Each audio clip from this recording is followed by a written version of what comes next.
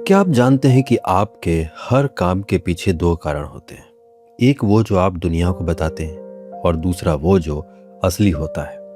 1930 में अर्थशास्त्री John मेडार्ड Keynes ने कहा था कि भविष्य में इंसान केवल हफ्ते में 15 घंटे काम करेगा, पर आज हम पहले से ज्यादा काम कर रहे हैं, सिर्फ इसलिए ताकि हम दूसरों को अपना स्टेटस दिखा सकें।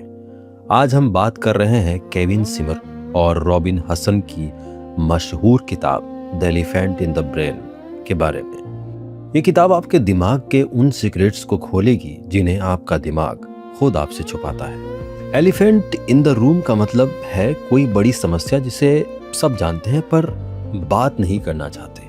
लेकिन एलिफेंट इन द ब्रेन वो स्वार्थ, रुतबा और ताकत की भूख है जिसे हम खुद भी मानना नहीं चाहते।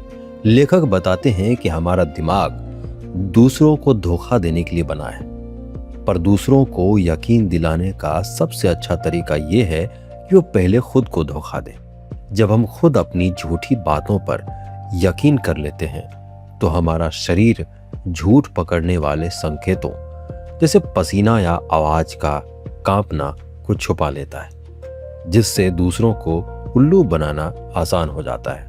हमारा आंतरिक प्रवक्ता। वैज्ञानिकों ने पाया है कि हमारे दिमाग में एक इंटरप्रेटर मॉड्यूल होता है जिसे लेखक प्रेस सेक्रेटरी कहते हैं। जैसे किसी नेता का प्रवक्ता उसके हर गलत फैसले का बचाव करता है, वैसे ही ये मॉड्यूल हमारे स्वार्थी फैसलों के लिए नेक बहाने गढ़ता है। Washing powder experiment. एक प्रयोग में लोगों को 3 एक जैसे वॉशिंग पाउडर दिए गए। उन्होंने सिर्फ डब्बे के रंग के आधार पर एक को बेहतर बताया, पर बहाना ये बनाया कि सफाई अच्छी करता है। उनका प्रेस सेक्रेटरी असली कारण रंग को छुपाकर नकली कारण सफाई बता रहा था। बंदर और चिड़िया। इंसानों को समझने के लिए हमें जानवरों को देखना होगा। बंदर अपना 17% समय एक दूसरे के बाल साफ करने में बिताते हैं। ये सिर्फ सफाई नहीं बल्कि राजनीति है। वे गठबंधन बनाते हैं ताकि मुसीबत में एक दूसरे का साथ दे सके। Arabian babbler. ये चिड़िया दूसरों को खाना खिलाने के लिए आपस में लड़ती है।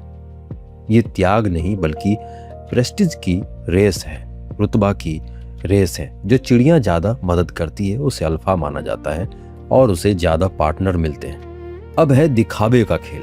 लेखक बताते कि हमारी संस्थाएं अक्सर अपने बताए गए मकसद में फेल होती हैं क्योंकि उनके असली मकसद कुछ और है।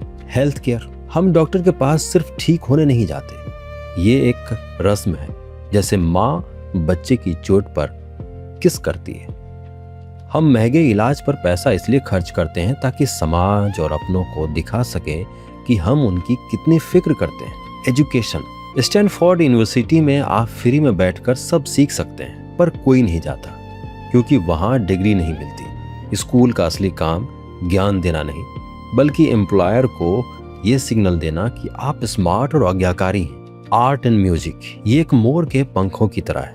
आर्ट का फालतू होना ही उसकी खूबी है। ये दिखाता है कि हमारे पास इतना समय और पैसा है कि हम उसे सजावट पर बर्बाद कर सकें। The hidden language. हंसी और बॉडी लैंग्वेज। हमारी हंसी और बैठने का तरीका भी स्टेटस का खेल है। हंसी एक सोशल सिग्नल है जो कहता है डरो मत, यह सिर्फ खेल है। हम अकेले में काम और दोस्तों के साथ 30 गुना ज्यादा हंसते हैं। Body language.